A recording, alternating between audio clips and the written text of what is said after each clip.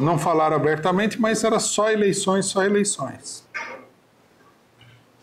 Quando a Dilma foi derrubada, imediatamente uma parte falou, vamos virar a página do golpe. Quase que imediatamente. Uma outra parte falou, a palavra de ordem tática, mais esperta e mais inteligente, não é falar que tem que defender o governo da Dilma que está sendo derrubado pelo golpe. Esquece isso aí. Nós temos que defender eleições diretas. Isso aí foi mais ou menos assim em meados de 2017. Quer dizer, já quase na porta de entrada da eleição de 2018. O Lula, naquele momento, ele não falou muito, mas logo em seguida ele falou mais claramente que os outros. O problema é a eleição de 2018. O que ele não entendeu é que essa questão da eleição de 2018 tinha muito mais importância para os outros do que pareceria. A tal ponto que eles estavam muito dispostos a rifar ele, porque a burguesia estava impedindo ele de ser candidato, lançar um outro candidato de segunda ou terceira linha, como o Haddad, né? E aí ver se eles conseguiriam renovar os mandatos parlamentares. Aqui nós temos que falar uma coisa que é muito importante, que é o seguinte: não é por acaso que as eleições cumprem esse papel profundamente negativo, né?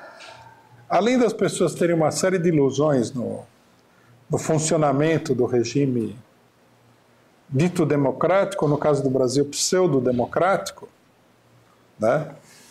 Pessoas têm grandes ilusões disso daí, apesar de que o Brasil,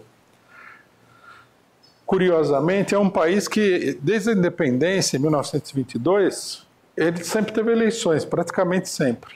Foram poucos os momentos em que ele não teve eleição. Então, isso já de 1822, né? Nós já estamos quase em 2022, já está quase dando 3 séculos, eu acho que 300 anos já deveria ter caído a ficha de que essas eleições não vão resolver nada. Né? Porque se em 300 anos de eleições você não resolveu nada, absolutamente nada, por que nós vamos resolver agora? É uma coisa para todo mundo pensar, mas ninguém realmente se dá o trabalho de pensar, né? Na verdade, no Brasil, que, ao contrário do que muita gente pensa, inclusive historiadores, etc. e tal, o que resolveu as coisas foi sempre a ação popular. Né? Por exemplo, o governo Dom Pedro I caiu em meio a enormes mobilizações populares. A regência foi marcada por revoltas gigantescas. Apesar de que essas revoltas foram derrotadas, né, elas deixaram sua marca e operaram uma modificação no país. Depois nós tivemos o lúgubre governo do imperador Dom Pedro II, né, que acabou também sendo derrubado por um golpe de Estado, que foi o início de uma enorme mobilização popular, que também foi derrotada, mas deixou sua marca. A mesma coisa aconteceu em 1930, com a Revolução de 1930 e tudo mais. Quer dizer, foram essas movimentações populares que levaram o país adiante, porque senão o Brasil, logicamente, estaria na Idade das Trevas, né? Se a gente fosse acreditar nos historiadores brasileiros, que têm a mania de apresentar as coisas de uma maneira muito peculiar, a gente teria que acreditar o seguinte: 1922 foi uma farsa, o povo não participou, ficou em casa. Aí eles esquecem toda a luta que vai até o golpe da maioridade de Dom Pedro II. Aí a República, a abolição e tudo mais foi uma farsa, o povo não participou, ficou em casa, bestificado. Tem até a famosa frase do Machado de Assis, né? O povo assistiu bestificado à proclamação da República. Não aconteceu nada.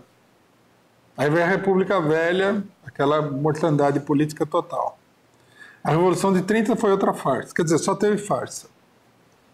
Então seria o caso de perguntar como é que o país evoluiu, né?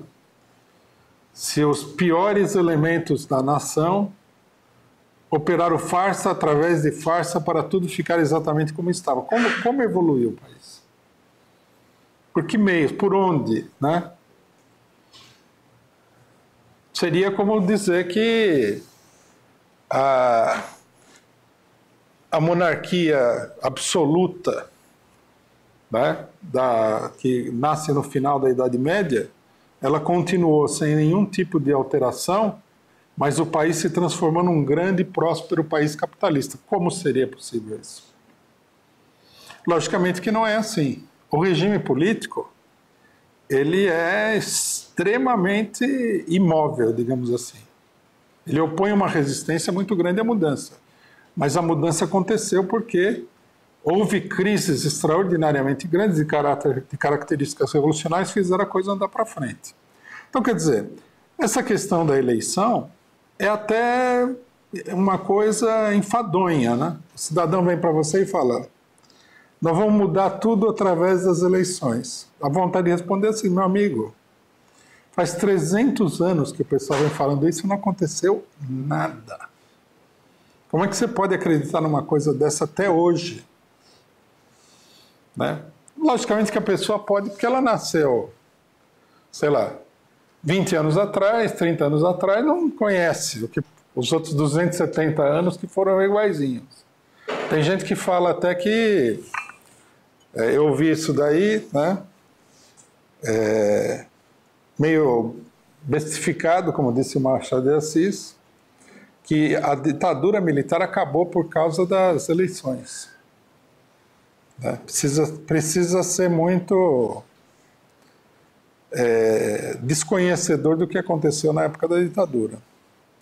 Então, quer dizer, a paralisia política do país, ela está toda centrada nesse problema. Toda vez que há uma tendência do povo de levar adiante uma luta transformadora, essa luta ela é canalizada para as eleições. E se as eleições puderem assumir um caráter de uma grande crise nacional, que seria uma coisa positiva, né? Elas não acontecem, como é o caso da candidatura do Lula. O PT foi eleito 4 vezes.